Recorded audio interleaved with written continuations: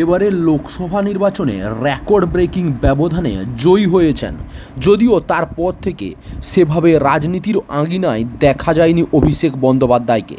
সমাজ মাধ্যমের দ্বারা নিজেই জানিয়েছেন চিকিৎসার কারণে সাংগঠনিক কাজ থেকে কিছুদিন বিরতি নিচ্ছেন। শোনা যাচ্ছে এই মুহূর্তে দেশে নেই তৃণমূল সেনাপতি।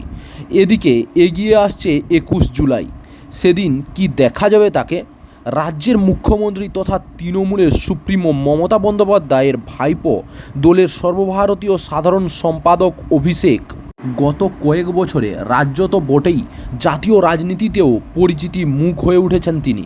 বিগত কয়েক বছরে 21শে জুলাইয়ের প্রস্তুতি পর্বেও গুরুত্বপূর্ণ ভূমিকায় দেখা যেত অভিষেককে। জেলায় জেলায় ঘুরে সভা করা থেকে শুরু করে ব্লকে ব্লকে কর্মী সমর্থক, বাস, ট্রেন, টেম্পোর হিসেব চাইতে দেখা যেত টিএমসি সেনাপতিকে।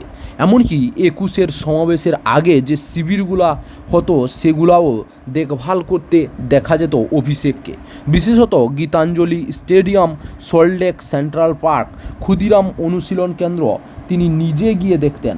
এবার টিএমসির অন্দরে 21শে জুলাইয়ের প্রস্তুতি শুরু হয়ে গিয়েছে, তবে দেখা নেই দলের সেনাপতির। বিগত 3 বছর ধরে টিএমসির রাজ্য সংগঠনের দেখভাল করছেন মূলত অভিষেক। টিএমসির অন্দরে এমন অনেকেই আছেন যারা তার আশ্রয়ে শুধু বড় হওয়া নয়, সমৃদ্ধও হয়েছেন।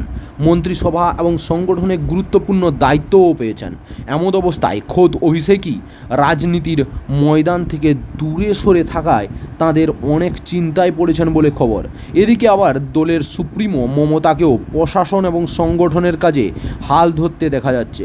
টিএমসি সূত্রে জানা যাচ্ছে 21শে জুলাই সমাবেশের আগে অভিষেক যে ফিরবেন এই বিষয়ে কোনো নিশ্চয়তা নেই, তাকে বোঝানোর চেষ্টা চলছে বলে খবর। অন্যদিকে জোড়াফুল শিবিরের কালীঘাট ঘনিষ্ঠ এক নেতা বলেন, এ বিষয়টি সাময়িক মতান্তর অথবা মনান্তর হিসেবে দেখা যেতে পারে।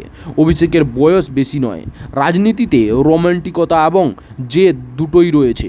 টিএমসির ওই নেতা বলেছেন, এটা ভুলে গেলে চলবে না অভিষেক মমতা বন্দ্যোপাধ্যায়ের ভাইপো, তাই জেদটাও উনি দিদির থেকেই পেয়েছেন। তবে আশা করা হচ্ছে শীঘ্রই এই বিষয়ের একটা মীমাংসা হবে ও 21শে জুলাইয়ের মঞ্চে দেখা যাবে অভিষেককে। না হলে ভীষণ ভুল একটা বার্তা যেতে পারে বলেন তিনি। চাকরির খবর থেকে শুরু করে নিয়োগের খবর থেকে শুরু করে ঝড়ঝঞ্ঝা, দেশ বিদেশ, রাজ্য, জেলা এবং আপনার শহরের খবর একটা চ্যানেল আমাদের newsbangla.com সবার আগে আপনারা পেয়ে যাবেন। তাই চ্যানেলটাকে অতি অবশ্যই সাবস্ক্রাইব করে পাশ থেকে বেল আইকনটা ক্লিক করে অল নোটিফিকেশান অন করে রাখুন। জয় হিন্দ, জয় ভারত।